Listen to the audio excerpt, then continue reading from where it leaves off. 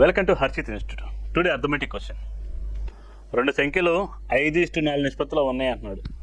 So 120 అనేది మొదటి సంఖ్యలో 40% అయితే రెండో సంఖ్యలో 60% సమానమైనది ఏది అని అడుగుతున్నాడు. సో మొదటి సంఖ్యలో 40% ఎంత?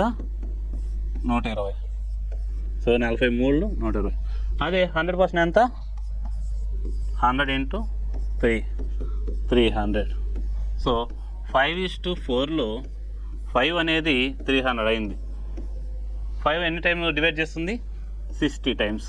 అదేవిధంగా రెండో సంఖ్యలో చూసినట్టయితే 4 60లు 240. రెండో సంఖ్యలో 100% అనేది 240. 10% చూసుకున్నట్టయితే 24. కానీ మనల్ని అడిగింది రెండో సంఖ్యలో 60% అని అడిగారు. సో 60% ఇది 10% కదా, 6 × 24 144.